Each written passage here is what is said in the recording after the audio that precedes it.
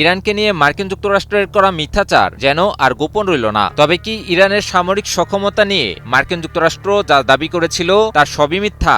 এখনো যথেষ্ট পরিমাণে মজুত রয়েছে ইরানের সামরিক সক্ষমতা। ইরানের শক্তির আসল উৎস কি এই সক্ষমতা?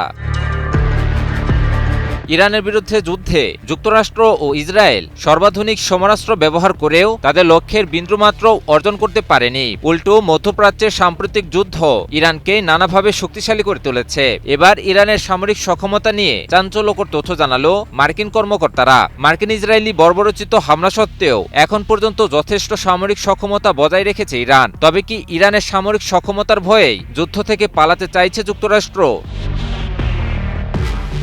একাধিক মার্কিন কর্মকর্তারা দাবি করেছেন, দীর্ঘ সময় ধরে মার্কিন ও ইসরায়েলি আগ্রাসন সত্ত্বেও ইরান তার যথেষ্ট সামরিক সক্ষমতা বজায় রেখেছে। সম্প্রতি মার্কিন সংবাদ মাধ্যম সিবিএস নিউজের এক প্রতিবেদনে উঠে আসে এমনই চাঞ্চল্যকর তথ্য। ওই কর্মকর্তাদের মতে হোয়াইট হাউস ও যুদ্ধ দপ্তরের বিভিন্ন বক্তব্যে ইরানের সক্ষমতাকে অনেকটাই কম করে দেখানো হয়। ইরানি গণমাধ্যম প্রেস টিভির এক প্রতিবেদনে উঠে আসে এসব তথ্য। তিনজন কর্মকর্তার মতে মার্কিন প্রেসিডেন্ট ডোনাল্ড ট্রাম্পের ঘোষিত প্রথম দফার যুদ্ধবিরতি শুরুর সময় ইরানের ব্যালিস্টিক ক্ষেপণাস্ত্রের মজুত এবং এর উৎক্ষেপণ ব্যবস্থার প্রায় অর্ধেক অক্ষত ছিল। এছাড়াও ইসলামিক বিপ্লবী গার্ড বাহিনী বা আইআরজিসির নৌ সক্ষমতার দিক থেকেও বড় অংশ এখনও টিকে আছে। দ্রুতগতির আক্রমণকারী স্পিডবোট সহ তাদের প্রায় ৬০% নৌশক্তি এখনও সক্রিয় রয়েছে বলে জানিয়েছেন কর্মকর্তারা।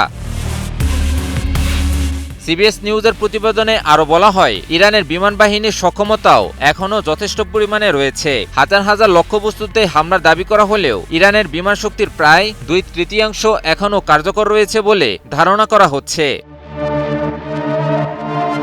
তবে বাস্তব চিত্রের সঙ্গে সম্পূর্ণ ভিন্ন সুর শোনা যায় মার্কিন প্রশাসনের শীর্ষ পর্যায় থেকে। মার্কিন প্রেসিডেন্ট ডোনাল্ড ট্রাম্প দাবি করেছিলেন, ইরানের নৌ ও বিমান বাহিনীকে কার্যত ধ্বংস করে দিয়েছে মার্কিন বাহিনী। একই সুরে যুদ্ধ দপ্তরের পক্ষ থেকেও বলা হয়, ইরানের বিরুদ্ধে হওয়া সাম্প্রতিক অভিযানটি ছিল যুক্তরাষ্ট্রের জন্য একটি ঐতিহাসিক ও চূড়ান্ত সামরিক বিজয়। বিশ্লেষকদের মতে এ তথ্যগুলো ইঙ্গিত দেয় যে ইরান কেবল সামরিকভাবেই টিকে নেই, বরং কৌশলগতভাবেও নিজেদের অবস্থান ধরে রাখতে সক্ষম হয়েছে। এছাড়াও ইরানকে নিয়ে মার্কিন প্রেসিডেন্ট ও তার যুদ্ধবাজ যুদ্ধমন্ত্রী স্রেফ ফাঁকা বাগাড়ম্বর চালিয়ে গেছেন। ইমন আলী, নিউজ 24।